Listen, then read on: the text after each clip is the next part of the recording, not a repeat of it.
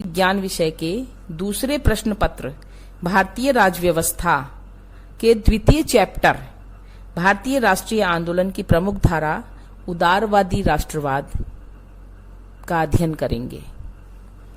बच्चों की जैसा आपको पता है कि 1885 में एओ हुम के द्वारा भारत में कांग्रेस की स्थापना की गई।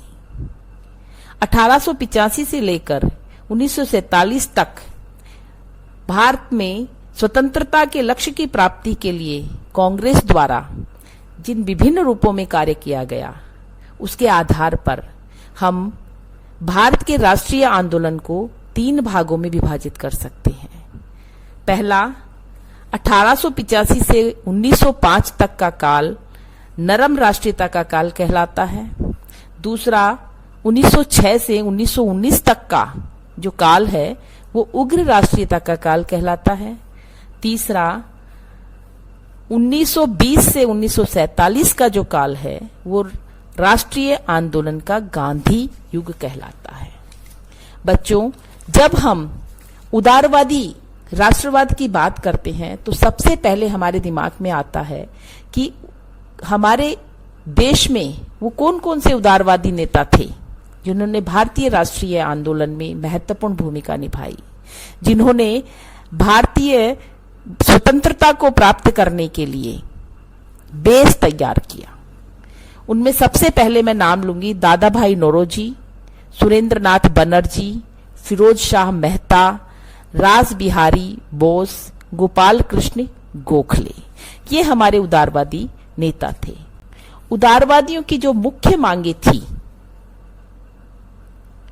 उनमें सबसे पहली मांग जो थी वो थी कि भारतीय शासन की जांच जो है वो करवाई जाए, भारत मंत्री और भारत परिषद का अंत कर दिया जाए, केंद्रीय तथा प्रांतीय परिषदों का विस्तार और सुधार हो, भारतीयों की उच्च नागरिक एवं सैनिक पदों पर नियुक्ति और इंग्लैंड से आने वाले कपड़े पर आयात कर लगाना आदि। इसके अलावा भारत में जो आईएएस की जो परीक्षाएं हो रही थी वो इंग्लैंड में नहीं हो बल्कि वो भारत में हो, ये उन्होंने मांगे रखी थी। इसके अलावा लोकप्रिय तकनीकी शिक्षा, भारतीय उद्योगों के लिए संरक्षण, दमनात्मक कानूनों को समाप्त किया जाए, उच्च सरकारी पदों पर भारतीयों को बराबरी का पूर्ण अवसर प्रदान किया जाए और आईएएस की जो परीक्षा है उसकी न्यूनतम आयु जो है आयु सीमा में वृद्धि की जाए। इसके अलावा विधान परिषदों का विस्तार करना, गैर सरकारी सदस्यों की संख्या बढ़ाना, सदस्यों को प्रश्न करना, बजट पर बहस करने आदि की शक्ति प्रदान करना उदारवादियों की मुख्य मांगे थी। अब मैं आपको उदारवादियों की विचारधारा के बारे में बताना चाहूंगी कि उदारवादी जो थे उनकी विचारधारा क्या थी, किस प्रकार की कार्यप्रणाली पर वो बात करते थे, किस प्रकार की कार्यप्रणाली उन्होंने अपनाई। जब हम उनकी विचारधारा पर बात करते हैं तो सबसे पहले मैं ये कहना चाहूंगी कि उदारवादी ब्रिटिश सरकार के प्रति राजभक्ति रखते थे। हालांकि हम मानते हैं कि ये सभी उदारवादी नेता उच्च कोटि के देशभक्त थे, किंतु इसके बावजूद भी ये ब्रिटिश सरकार की राजभक्ति में ब्रिटिश सरकार के प्रति राजभक्ति रखते थे। एक बार अधिवेशन में दादा भाई नौरोजी ने ये कहा था कि आओ हम पुरुषों की तरह बोलें और घोषणा करें कि हम आचूड़ राजभक्त हैं। इन नेताओं के संबंध में एनी बेसेंट ने कहा था कि इस काल के नेता अपने को ब्रिटिश साम्राज्य की प्रजा मानने में गौरव का अनुभव करते थे। तो ये ब्रिटिश सरकार के प्रति इनमें राजभक्ति थी, हृदय में उनके प्रति कृतज्ञता का भाव था। इनको अंग्रेजों की न्यायप्रियता में अटूट विश्वास था यह भी कि भारत में ब्रिटिश राज जो है वो वरदान है।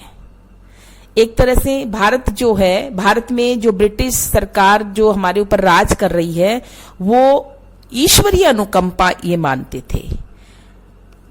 बस मामलों को तर्कसंगत ढंग से पेश किया जाना चाहिए, फिर ब्रिटिश शासन भारतीयों की समस्याओं का समाधान जरूर करेगा।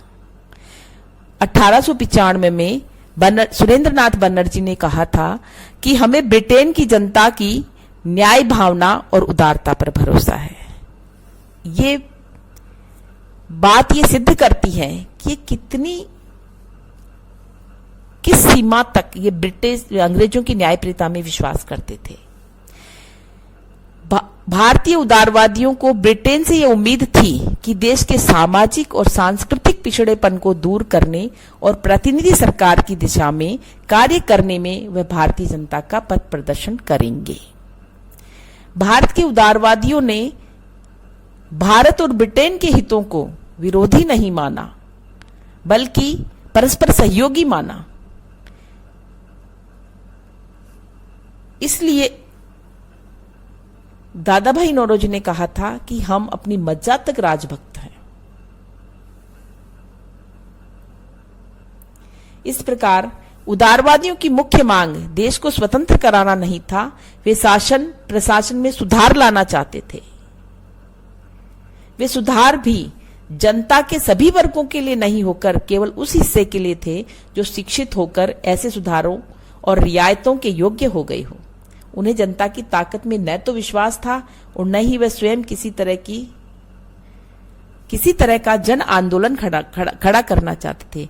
वे जनता की शिकायतों की व्याख्या कर रहे थे और उन्हें दूर करने की राय दे रहे थे अंग्रेजी प्रशासन को। उदारवादियों की नियमबद्ध प्रगति और क्रमिक विकास में आस्था थी। वो एकदम क्रांतिकारी परिवर्तन नहीं लाना चाहते थे। वो ये कहते थे कि हम धीरे धीरे विकास चाहते हैं। एकदम से हमें प्रतिनिधित्वात्मक शासन के लक्ष्य को हम एकदम से प्राप्त नहीं कर सकते, बल्कि क्रमिक सुधारों से हम इन्हें प्राप्त कर सकते हैं। वे तत्कालीन सरकार को मजबूत करना चाहते थे और जनता के अधिक से अधिक उसको नजदीक लाना चाहते थे। इसके अलावा ये इनका जो लक्ष्य था वो राजनीतिक स्वशासन की प्राप्ति था। ये नेता सुधार में विश्वास करते थे, लेकिन वैधानिक सुधारों का अंतिम लक्ष्य भारतीयों के लिए स्वशासन की प्राप्ति था। ये भारत में ब्रिटिश शासन के अंतर्गत स्वशासन को प्राप्त करना चाहते थे। ब्रिटेन का जो संबंध है भारत के साथ जो है वो भारत के हित में मानते थे। ये ब्रिटिश जो जाति जो हमारे यहाँ पे राज करने आई है, ये हमें हमारे पुण्य कर्मों का फल है कि ये हमें यहाँ प्रशिक्षित करने आई है। इनकी जब हम कार्य पद्धति की बात करते हैं तो हमने ये देखा कि उदारवादियों ने तत्कालीन परिस्थितियों में संघर्ष करने के बजाय अंग्रेजी सरकार का सहयोग करने को बेहतर उपाय माना। उन्होंने आवेदन, निवेदन, प्रार्थना पत्र, प्रतिनिधि मंडलों और स्मरण पत्रों के माध्यम से नरम भाषा में अपनी मांगों को रखा।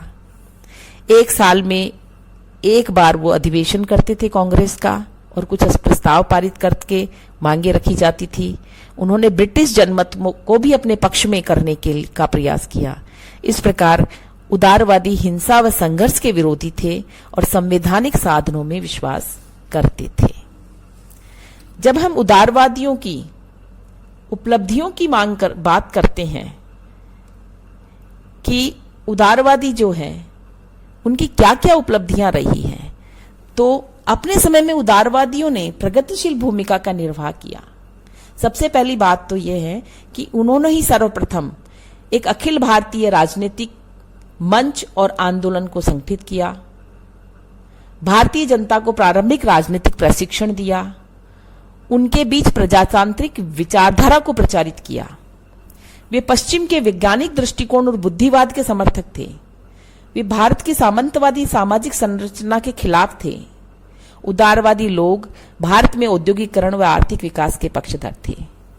उदारवादियों के सफल प्रयासों से ही 1886 में लोक सेवा आयोग का गठन हुआ और 1892 में भारतीय परिषद अधिनियम पारित हुआ। उदारवादियों के प्रयास से ही सरकार ने उनके अनुरोध पर भारतीय व्यय की समीक्षा के लिए वेल्बी आयोग का गठन किया। उदारवादी नेताओं का सबसे बड़ा कार्य उनके द्वारा भारत पर ब्रिटिश शासन के आर्थिक प्रभावों की समीक्षा करना था। उन्होंने बड़े ही तर्कसंगत रीति से दिखाया कि देश की निर्धनता का कारण अंग्रेजों द्वारा भारत का औपनिवेशिक शोषण है। इस मामले में गोपाल कृष्ण गोखले ने भी बहुत महत्वपूर्ण कार्य किए और दादा भाई नौरोजी ने धन की निकासी का सिद्धांत प्रतिपादित कर यह स्पष्ट कर दिया कि किस मात्रा में देश से धन प्रतिवर्ष इंग्लैंड जा रहा है। राजभक्ति की कस्में खाने के बावजूद भी उदारवादी नेता ब्रिटिश शासन के शोषक चरित्र को ठोस तार्किक आधार पर उजागर कर रहे थे। इस प्रकार उदारवादी नेता राजनीतिक प्रशासनिक मामलों में ही नरमपंथी थे, आर्थिक मामलों में वे किसी भी गर्मपंथी नेताओं से कम नहीं थे। जब हम उदारवादियों की आलोचना करते हैं तो हम ये कहेंगे कि उस समय उदारवादियों ने जो साधन अपनाए थे, उदारवादियों ने जो अनुनय विनय की बातें कही थी, उदारवादियों ने ब्रिटिश सरकार को हमारे देश में ईश्वरीय अनुकंपा बताई थी, तो जो गर्मपंथी लोग थे, जो उग्रवादी जो थे, लाल बालपाल, जिसे लाला लाजपत राय, बाल गंगाधर तिलक, विपिन चंद्र पाल, अरविंद घोष, उन्होंने इसे राजनीतिक भिक्षावृत्ति की संज्ञा दी। गरम दल के सभी नेताओं ने उदारवादी नेताओं की, उनकी विचारधारा की, उनकी कार्यप्रणाली की आलोचना की। उन्होंने उनके इस अनुनय विनय को भिक्षावृत्ति का नाम दिया। प्राय ये कहा जाता है कि उदारवादियों की विचारधारा और कार्यप्रणाली अनेक गलत धारणाओं पर आधारित थी, जैसे अंग्रेजों की न्यायप्रियता में विश्वास, ब्रिटिश राज जो है भारत में वरदान है, इस प्रकार की जो बातें थी, ये बाद में विकसित धारणाओं दृष्टिकोण के आधार पर जब हम उनका मूल्यांकन करते हैं तो हमें ये बातें बिल्कुल सर्वथा गलत सिद्ध होती है, क्योंकि ये समय जो था ये भारतीय राष्ट्रवाद का प्रारंभिक काल था। कम से कम उस समय में जब घोर अशिक्षा और मध्ययुगीन पुराणपंथी मानसिकता सब तरह हावी थी, जनमत को उभार कर प्रजातांत्रिक मूल्यों और प्रतिनिधि संस्थाओं के लिए उसे तैयार करना मुमकिन नहीं था। ऐसे समय में उदारवादियों ने एक प्लेटफॉर्म तैयार किया और ये कोशिश की कि किस प्रकार से हम नरम बनकर हम अंग्रेजों का विश्वास प्राप्त करें, हमारी देश की जनता के सामने जो समस्याएं आ रही है उनको हम हल करें। तो ऐसी परिस्थितियां, उनको ये पता था कि यदि हम एकदम से उग्र हो जाएंगे, एकदम हम प्रतिनिधित्वात्मक शासन की मांग करेंगे, तो कहीं ऐसा नहीं हो कि ये राष्ट्रीय आंदोलन कांग्रेस को, राष्ट्रीय आंदोलन में जो कांग्रेस मुखर होके जो आगे बढ़ रही है उसको ये सरकार कुचल दे। इसलिए उन्होंने जानबूझकर जन आंदोलन को शुरू नहीं किया था। उन्होंने उन परिस्थितियों को देखते हुए जन आंदोलन की शुरुआत नहीं की थी और कोशिश ये की कि कैसे उन्होंने एक प्लेटफॉर्म तैयार किया। तब जाकर राष्ट्रीय आंदोलन के एक नए अधिक जुझारू दौर में उन्होंने प्रवेश किया और नरम दलीय कांग्रेस का समय समाप्त हो गया और उग्रवादी राष्ट्रवाद था उसका समय शुरू हो गया। धन्यवाद बच्चों।